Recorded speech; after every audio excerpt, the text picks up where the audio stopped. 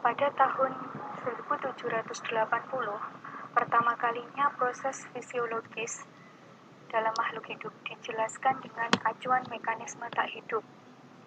Antoine Lavoisier, ilmuwan dari Prancis, mengemukakan bahwa respirasi pada hewan serupa dengan pembakaran lilin, di mana keduanya sama-sama memerlukan oksigen. Pada tahun 1810 hingga 1830, senyawa utama penyusun hewan dan tumbuhan yang mengandung unsur karbon, hidrogen, oksigen, dan nitrogen berhasil diidentifikasi. Pada tahun 1838, senyawa ini diberi nama protein, yang artinya sesuatu yang paling penting. Pada tahun 1828, Friedrich Wöhler mempelopori penelitian yang telah menggugurkan kepercayaan orang-orang sebelumnya bahwa organisme hidup terdiri atas zat-zat yang mempunyai sifat yang sangat berbeda dengan zat yang terdapat pada benda-benda mati. Wöhler berhasil mensintesis senyawa organik urea di laboratorium dengan jalan memanaskan senyawa anorganik amonium cyanat, di mana kita tahu bahwa amonium cyanat merupakan senyawa anorganik. Urea merupakan suatu senyawa yang terdapat dalam urin. Hasil eksperimennya menunjukkan bahwa senyawa organik yang hanya ditemukan dalam makhluk hidup dapat disintesis dari senyawa anorganik. Pada tahun 1850 hingga 1890, karbohidrat, lipid, dan asam nukleat berhasil diidentifikasi. Nah, sejak pada tahun 1870, istilah biokimia mulai digunakan. Selanjutnya, penemuan dalam bidang biokimia itu terus mengalami perkembangan. Pada tahun 1890, Edward dan Hans Berner menunjukkan bahwa ekstrak ragi yang sudah lepas dari sel tetap dapat menyebabkan terjadinya proses perakian atau fermentasi yang dapat mengubah gula menjadi alkohol. Penemuan ini membuka kemungkinan dilakukannya analisis reaksi-reaksi biokimia di laboratorium atau in vitro dan bukan dalam sel hidup atau in vivo. Selanjutnya, pada tahun 1926, J.B. Sumner berhasil menemukan kristalisasi urease dan aplikasinya untuk senyawa organik lainnya. Penemuan Sumner ini membuktikan bahwa enzim adalah protein. Berikutnya, perkembangan biokimia semakin pesat. Diawali dari penelitian Robert Hooke. Pada abad 20, ditemukan mikroskop elektron sehingga meningkatkan pemahaman tentang struktur sel, terutama organel-organel sel seperti mitokondria, ribosom, retikulum endoplasma, kloroplas, dan sebagainya dapat teramati lebih jelas. Temuan ini sangat menunjang perkembangan biokimia, baik pemahaman atas struktur senyawa biokimia maupun identifikasi reaksi metabolismenya. Selanjutnya, ahli biologi juga menginspirasi dalam perkembangan biokimia, yaitu Gregor Mendel atas temuannya dalam bidang genetika. Di awal abad 20, diketahui bahwa pembawa sifat itu adalah gen yang terdapat di dalam kromosom, dan diketahui bahwa kromosom terdiri dari protein dan asam nukleat. Pada perkembangan selanjutnya, Avery dan Hershey tahun 1940-1950 membuktikan bahwa DNA adalah molekul pembawa informasi genetik.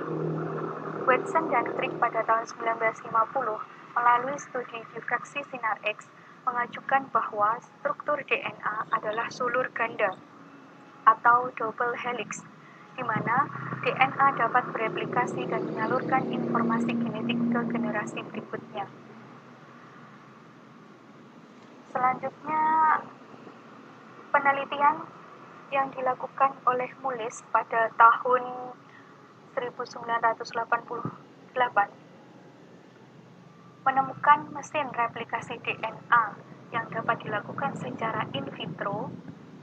In vitro berarti di luar dari tubuh makhluk hidup, yang dikenal dengan PCR atau alatnya namanya polymerase chain reaction. pada tahun 1990 ini pertama kalinya gen digunakan dalam terapi. Hingga saat ini temuan biokimia semakin banyak. Termasuk dalam identifikasi halal itu juga bisa menggunakan PCR. Dan juga saat ini untuk penelitian tentang COVID itu juga bisa menggunakan PCR. Nah, biokimia banyak berperan dalam kehidupan, termasuk dalam rekayasa genetika, upaya peningkatan gizi, upaya penyembuhan penyakit sampai pada identifikasi korban suatu kecelakaan dengan menggunakan data postmortem dan antemortem yang dianalisis dengan menggunakan konsep-konsep biokimia. Selanjutnya, peranan biokimia banyak terdapat pada beberapa bidang, khususnya di bidang kedokteran dan gizi, farmakologi ataupun farmasi, pertanian, industri, dan sebagainya.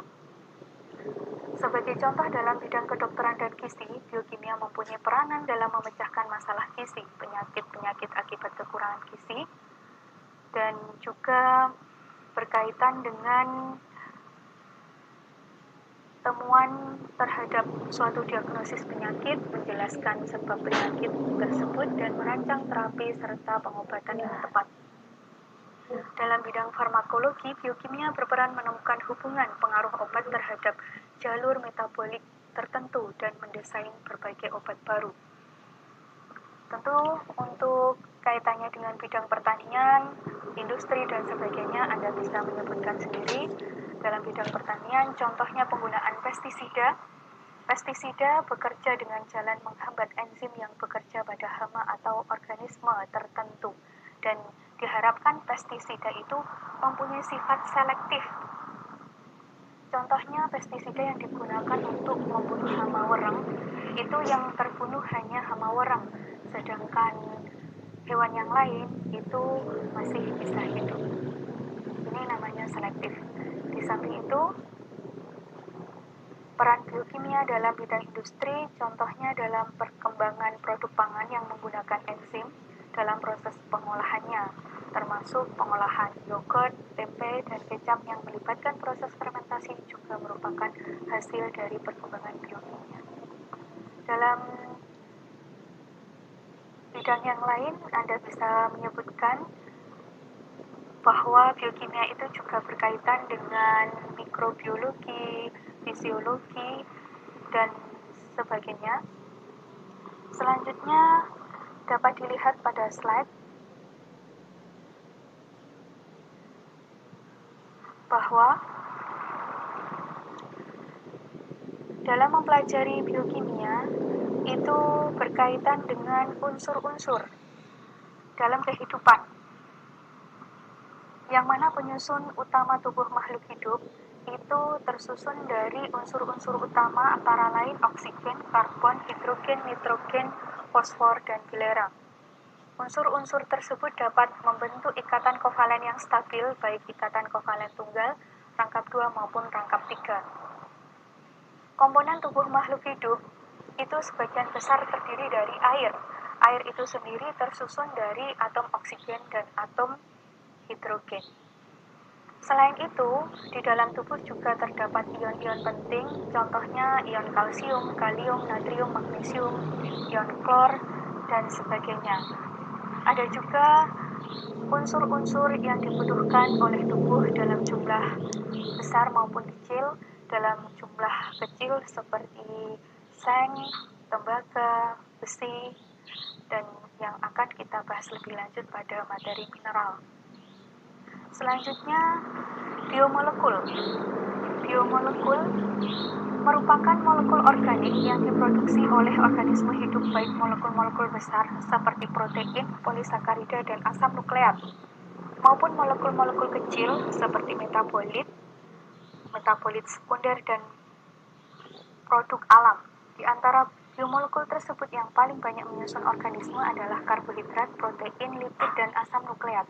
Dapat dilihat pada contoh slide 15, itu ada asam amino yang merupakan penyusun dari protein, nukleotida yang merupakan penyusun dari asam nukleat. Contoh yang lain karbohidrat, itu struktur dari glukosa yang merupakan suatu monosakarida. Berikutnya contohnya asam lemak, di situ contohnya adalah asam palmitat. Selanjutnya, ketika kita membahas tentang struktur biomolekul maupun senyawa-senyawa organik yang terlibat dalam metabolisme, itu ingat kembali materi tentang gugus fungsi. Pada materi kimia organik, ya, tentang gugus fungsi. Contohnya di sini pada molekul asetil koenzim A, melibatkan gugus fungsi tioester, amido, hidroksil, fosfoanhidrida, amino, fosforil, dan sebagainya. Berikutnya, terakhir latihan soal, silahkan dikerjakan secara individu. Sekian, terima kasih.